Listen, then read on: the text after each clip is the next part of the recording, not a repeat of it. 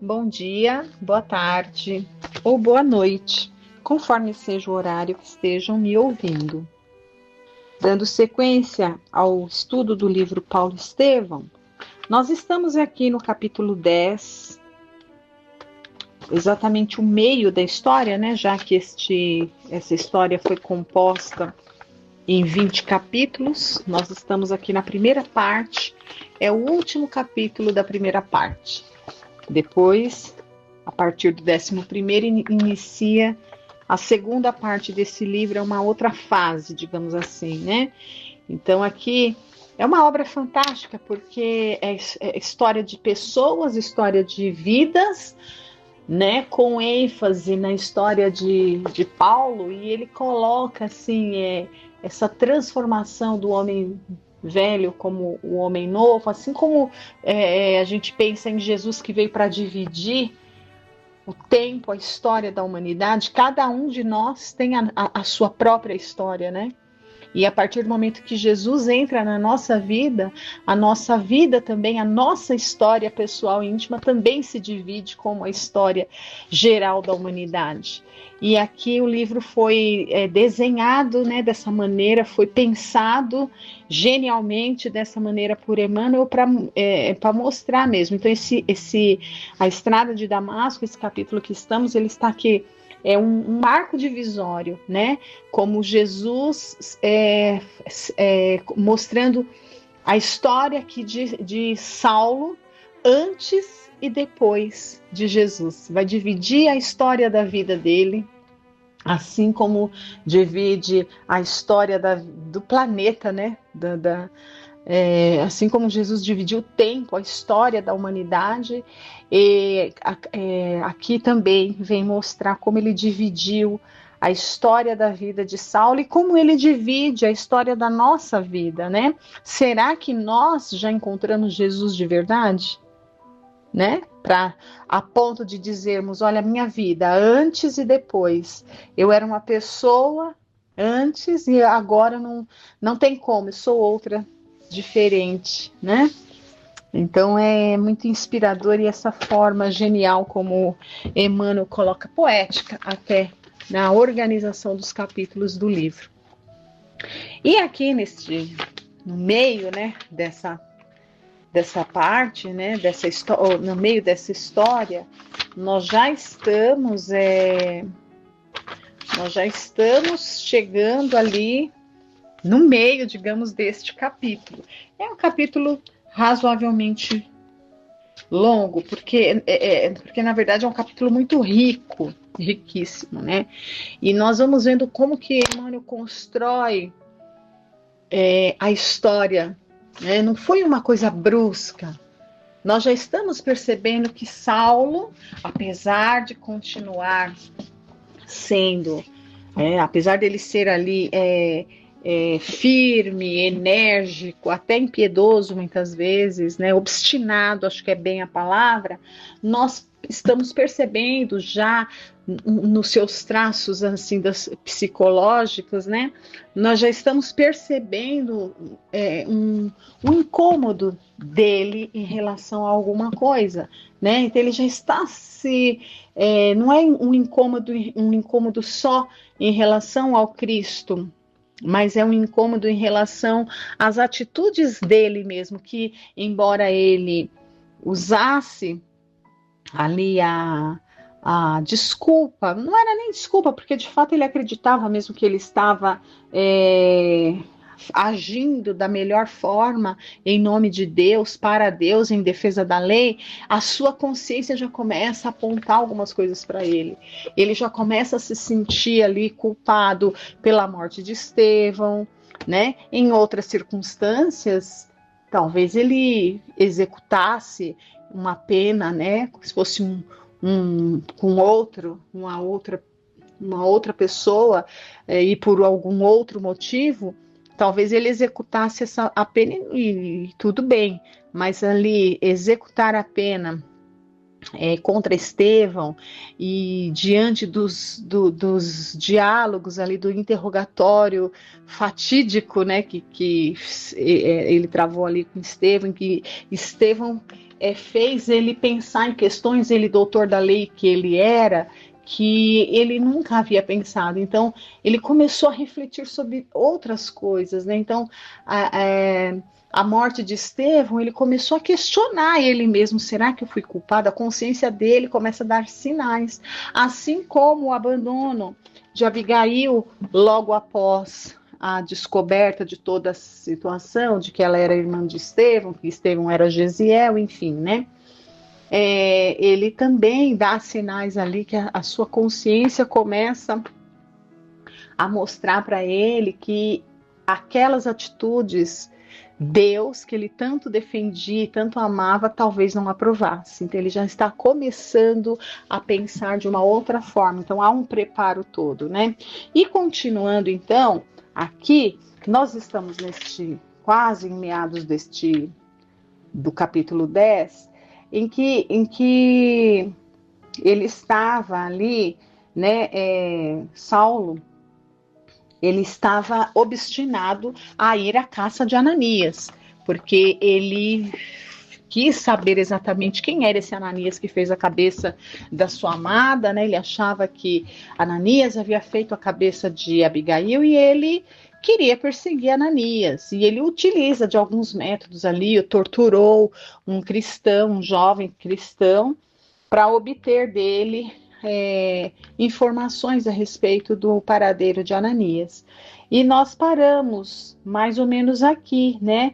Esse rapaz, esse cristão, o nome dele era, vejamos aqui, como era o nome dele, gente?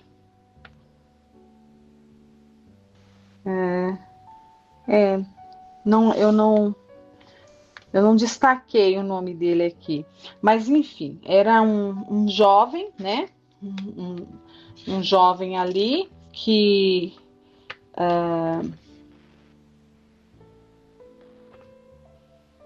estou procurando, gente, o nome do rapaz aqui. É interessante a gente ter os detalhes todos, né?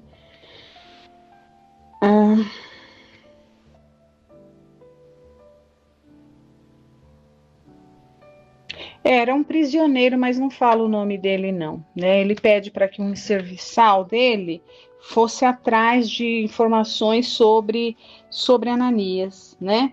Então não esse é um aqui na história tá, tem o nome dele aqui, achei Matatias Yohanan. Então era um cristão que estava preso, né?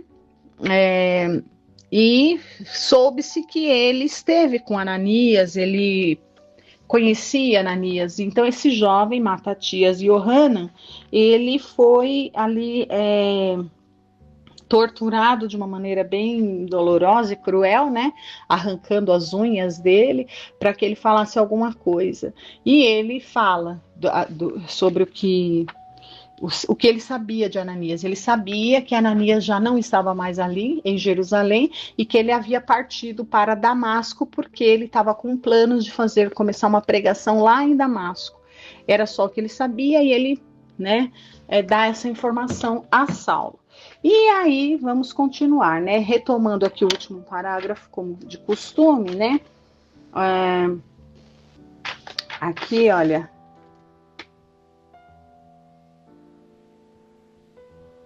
Então, Saulo vai falar, né? Ele está falando do que ele está pretendendo fazer aqui. Então, ele dá toda uma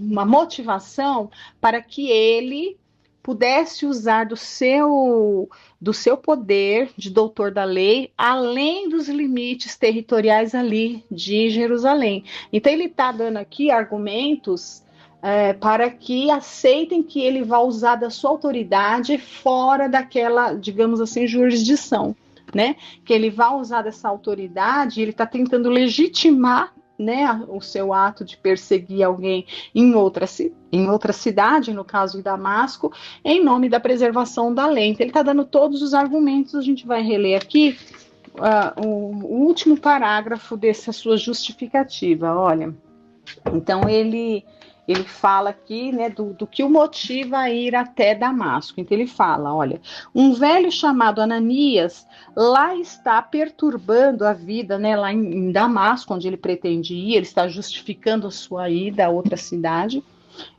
com motivos de perseguição, né, lá está perturbando a vida de quantos necessitem de paz nas sinagogas. Não é justo que o mais alto tribunal da raça, né, que é o Sinédrio, se desinteresse das coletividades israelitas em outros setores. Então, ele está querendo justificar ele agir fora da jurisdição dele, né? Proponho, então, estendermos o benefício dessa campanha a outras cidades. A campanha, que campanha? A campanha de perseguição aos cristãos que já estava instalada ali em Jerusalém. Como vimos, a cidade vivia verdadeiro terror, estava tudo em paz, mas por quê? Estava quase que uma verdadeira cidade fantasma, porque estava todo mundo preso, todo mundo detido, os presídios lotados, né, os cristãos todos ali detidos por ele. Então, olha, aí é o que acontece, né? É aquela falsa paz. Então a cidade estava tranquila porque não tinha ninguém nem circulando, estava todo mundo encarcerado. Então ele estava achando ali que essa falsa paz ele tinha que estender por todos os lugares, né? E ele fala, né? Para esse fim, ofereço todos os meus préstimos pessoais, sem ônus para a casa a que servimos. Basta. Então, ele está dizendo que é como se ele dissesse assim: quero fazer isso como um voluntário, não precisa me pagar por isso, né? Lembrando que é a profissão, né, dele, ele ali como um membro do Sinédrio, era o ganha-pão, era a vida dele, né? Era o cargo que ele tinha. Bastar-me-á tão só o necessário documento de habilitação, a fim de acionar todos os recursos que me pareçam acertados, inclusive o da própria pena de morte, quando a julgue necessária e oportuna. Então ele está dizendo, eu não quero nada, eu só quero eu quero por escrito um documento que justifique a minha autoridade fora desses territórios, podendo fazer o que eu quiser, inclusive aplicar a pena de morte. É isso que ele está dizendo, foi isso que nós lemos, o último parágrafo da semana passada. Agora, continuando a leitura, né? Vamos lá. A proposta de Saulo, ali perante o Sinédrio, foi recebida com demonstrações de simpatia. Houve mesmo quem chegasse a propor um voto especial de louvor ao seu zelo vigilante, com aplausos unânimes de reduzida assembleia.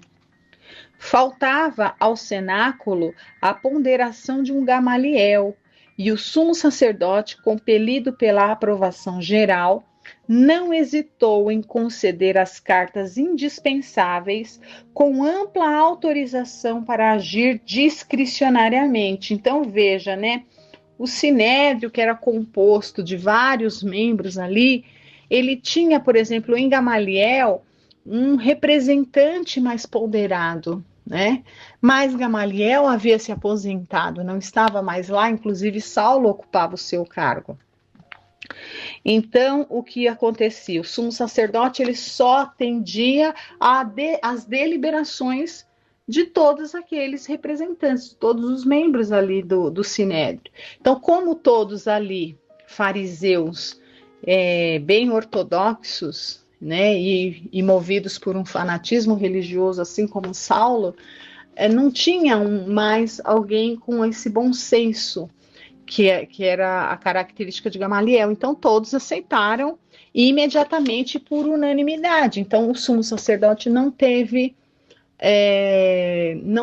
outra alternativa senão dar a Saulo que ele precisava, né, esse documento com plenos poderes para aplicar as penas que lhe aprovesse, né, e fora dos territórios ali de Jerusalém. Vamos lá. Os presentes abraçaram o jovem rabino com muitos ecômios ao seu espírito arguto e enérgico. Francamente, aquela mentalidade moça e vigorosa constituía auspicioso penhor de um futuro maior com a emancipação política de Israel. Alvo das referências lisonjeiras e estimuladoras dos amigos, Saulo de Tarso aguçava o orgulho de sua raça, esperançoso nos dias do porvir. Verdade é que sofria amargamente com a derrocada dos sonhos da juventude, mas empregaria a soledade da existência nas lutas que reputava sagradas ao serviço de Deus. Então ele está sofrendo demais, porque os sonhos de juventude aqui que Emmanuel está dizendo era o desejo que ele tinha de se casar, constituir família ao lado de Abigail. E tudo isso ele acha que é por conta de Jesus, né? De posse das cartas de habilitação para agir convenientemente, em cooperação com as sinagogas de Damasco, aceitou a companhia de 3 varões respeitáveis que se ofereceram a acompanhá-lo na qualidade de servidores muito amigos. Então ele ia fazer essa viagem até Damasco, mas ele não ia sozinho, ele ia com mais 3, né? Ao fim de 3 dias, a pequena caravana se deslocou de Jerusalém para a extensa planície da Síria. Na véspera da chegada, quase a termo da viagem difícil e penosa, então na véspera, né, faltava um dia para chegarem em Damasco. Já estão a caminho, né? Na véspera da chegada, quase a termo da viagem difícil e penosa, o moço tarsense sentia agravarem-se as recordações amargas que lhe assomavam constantes. Então ele está viajando, uma viagem difícil, como está dizendo, né? Vamos tentar imaginar aquela região, calor danado, quase que desértico, né? Então, assim, uma região difícil até nos dias de hoje. Imagine isso aqui, né? 2000 anos atrás, mais ou menos, né? Como deveria ser uma viagem ali feita no lombo dos animais, enfim, uma viagem difícil. E aqui eu me recordo uma coisa, né? Não sei quem. Olha, extensa planície da Síria. Extensa planície da Síria é o mesmo que região desértica, é o mesmo que deserto. E eu acho tão interessante, eu sempre gosto de trazer aqui umas curiosidades. O professor Severino Celestino, que é um espírita, né, que eu estou sempre falando dele, gosto muito de estudar e tenho aprendido muitas coisas com ele. Ele estuda muito, muito, muito. É um especialista, na verdade, não só, né, em traduções bíblicas, em línguas antigas, né? Ele é fluente aí em hebraico, as línguas antigas e tudo mais. Não só nisso, mas ele se transportou para poder fazer algum trabalho aí, uma obra, aliás, bem vasta que ele possui. Ele se transportou para estudar os hábitos, os costumes do povo daquela época, para que seu estudo se torne mais fidedigno ainda do que né? E para isso ele fez várias e várias viagens nessa região. Ele vai quase que todo ano para essa região da história do mundo nessa época, né? E nas suas viagens ele fala muitas coisas. Uma das coisas que ele traz para a gente, assim, é dizer o que significa estar no deserto, né? O que significava para nós que não temos deserto, o que mais talvez se aproxime, e a gente não, né, nós que estamos aqui, estou, né, São Paulo, falando, óbvio que a gente falando aqui na internet fala para o mundo inteiro, mas nós aqui em São Paulo, por exemplo, que é onde estamos estabelecidos, né, a gente não faz ideia do que seja, o que mais se aproximaria de um deserto seria as regiões lá da Caatinga do Nordeste, né? Nós não vivemos lá, não moramos lá, não temos uma noção fidedigna das dificuldades de quem vive lá. E veja que quando ele fala do deserto lá dessa região, é algo muito pior, digamos assim, muito mais difícil do que, por exemplo, uma caatinga nossa aqui do sertão nordestino, né? E é por isso que os povos, esses povos aí da época de Jesus, né, desde a época de Moisés e tudo mais, que viviam, esses nômades que viviam ali nessas regiões desérticas e tudo mais, eles têm uma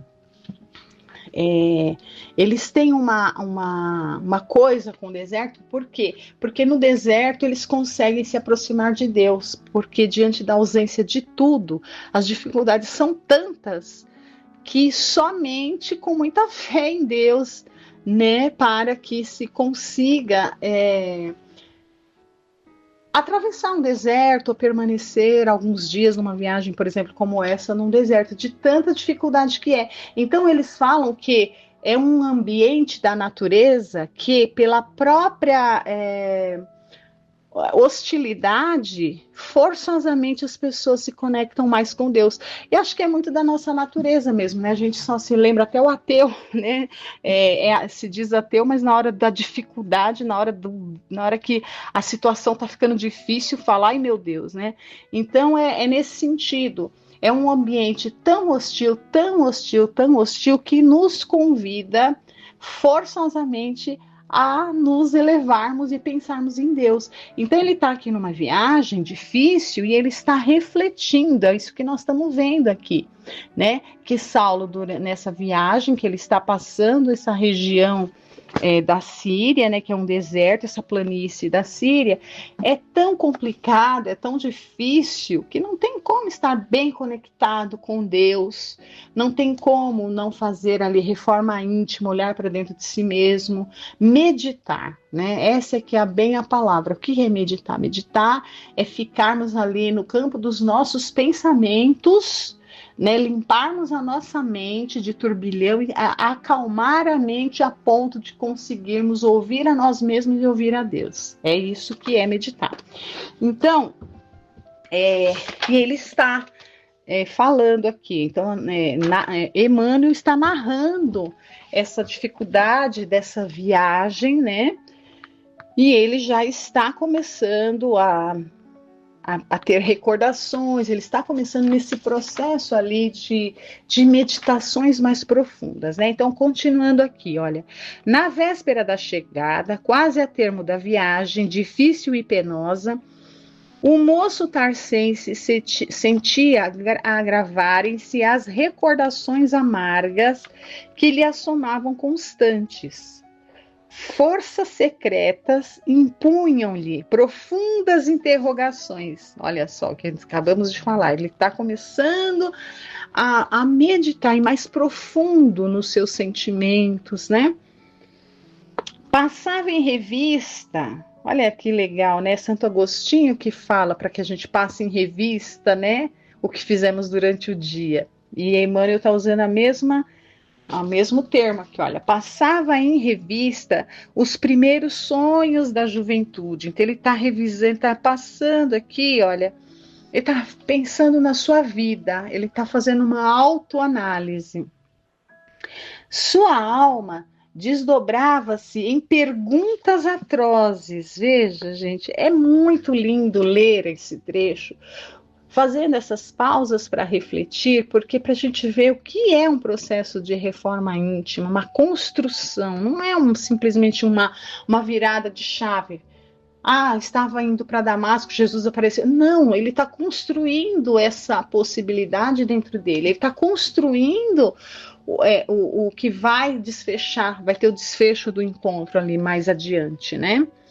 Olha, desde a adolescência que encarecia a paz interior, tinha sede de estabilidade para realizar a sua carreira. Então ele está lembrando de tudo que movia, o móvel das suas ações, desde muito jovem, né? Tinha sede, já li, né? Tinha sede de estabilidade para realizar a sua carreira. Onde encontrar aquela serenidade que tão cedo fora objeto das suas cogitações mais íntimas? Então veja, serenidade, Emmanuel está usando essa palavra. Ele buscava isso, mas ele não encontrava. E ele viu isso em Estevão, né? Os mestres de Israel preconizavam para isso a observância integral da lei. Que lei? Lei de Moisés, né? Mais que tudo, havia ele guardado seus princípios. Ele era um fiel seguidor da lei, né, de Moisés, e mesmo assim cadê a serenidade? Ele não tinha. Desde os impulsos iniciais da juventude, abominava o pecado, consagrara-se ao ideal de servir a Deus com todas as suas forças. Então ele era muito sincero nisso, né? Olha, não hesitara na execução de tudo que considerava dever. Então ele era um fiel cumpridor do dever, mas assim, aquele dever inflexível, né? Ele não conhecia o amor ainda, né? Ainda não faltava isso. Se ele juntasse o amor ao cumprimento do dever, foi o que ele conseguiu fazer depois, né? Mas aqui ele ainda não sabia. Ante as ações mais violentas e rudes, né? Então não hesitara na execução de tudo que considerava dever ante as ações mais violentas e rudes, que foi o caso do apedrejamento de Estevão. Ele entendia aquilo como seu dever e estava indo a Damasco, desejoso de cumprir o seu dever, inclusive o de matar, né, de aplicar penas violentas e rudes. Se era incontestável que tinha inúmeros admiradores e amigos, tinha igualmente poderosos adversários graças ao seu caráter inflexível no cumprimento das obrigações que considerava sagradas. Onde então a paz espiritual que tanto almejava nos esforços comuns? Então ele fazia tudo do jeito que fazia, almejando uma paz espiritual que ele não encontrava, né? Por mais energias que despendesse, via-se como um laboratório de inquietações dolorosas e profundas. Sua vida assinalava-se por ideias poderosas, mas no seu íntimo lutava com antagonismos irreconciliáveis. Veja, ele está num dilema, ele está numa luta íntima muito grande, né? As noções da lei de Moisés pareciam não lhe bastar a sede devoradora, então faltava alguma coisa. Os enigmas do destino empolgavam-lhe a mente. O mistério da dor e dos destinos diferenciais crivava-o de enigmas insolúveis, né? Ele não conseguia encontrar respostas dentro do cumprimento estrito da lei. Crivava-o de enigmas insolúveis e sombrias interrogações. Entretanto, aqueles adeptos do carpinteiro crucificado ostentavam uma serenidade desconhecida. Então veja, né? Ele não tem como negar isso. Ele deseja isso, cumpre fielmente a lei, esperando conseguir isso, mas não consegue. E aqueles seguidores do carpinteiro, né? Todos, mesmo diante das situações mais difíceis e dolorosas, e demonstram, e ele percebia incontestavelmente isso, essa serenidade, essa paz tão desconhecida e tão desejada por ele, né? A alegação de ignorância dos problemas mais graves da vida não prevalecia no caso, pois Estevão era uma inteligência poderosa e mostrara ao morrer uma paz impressionante, acompanhada de valores espirituais que infundiam assombro. Ele realmente ficou muito impressionado, né, com a postura de Estevão. Agora imagine um espírito de tamanha grandeza, não? Por mais que os companheiros lhe chamassem a atenção para os primeiros quadros de Damasco que se desenhavam ao longe, Saulo não conseguia forrar-se ao solilóquio sombrio, né? Solilóquio, assim, o diálogo sozinho, ele estava conversando, ele com ele mesmo, fundo dos seus pensamentos, ele estava refletindo, ele estava meditando, né? Parecia não ver os camelos resignados que se arrastavam pesadamente sob o sol de brasas a pino do meio-dia. Embalde foi convidado à refeição. Detendo-se por minutos num pequeno oásis delicioso, esperou que terminasse o leve repasto dos companheiros e prosseguiu na marcha, absorvido pela intensidade dos pensamentos íntimos. E nós vamos parar por aqui, né? Porque já deu o nosso tempo. E é muito interessante a gente perceber, né? Eu acho um ponto alto a se destacar nessa história, esse momento, esses momentos imediatamente antes ao encontro dele com Jesus. E isso, para quê? Para que isso chame a nossa atenção, para que nós comecemos a fazer esse exercício que ele estava involuntariamente fazendo, de autoconhecimento, de reflexão, de pensar no que ele vinha fazendo a vida inteira, de passar em revista a sua vida inteira, o que lhe movia, o que ele sonhava, o que ele desejava, né? E o que ele estava vendo, questionar, né? A gente ficar se questionando, será que estou fazendo a coisa certa? Buscar inspiração, porque mesmo ele não acreditando em Jesus ainda, ele de fato, ele era sincero no seu amor e na sua entrega a Deus. Então, quando ele está com essas reflexões, ele está ali numa conversa íntima com Deus, querendo respostas, né? E certamente Deus ouve ali esses seus questionamentos e a resposta virá, né? Através de quem? Daquele que é uno com Deus, né? E nós vamos ver isso nas próximas leituras. Agradeço a todos por estarem aqui acompanhando essa história. Fiquem com Deus, uma excelente semana a todos.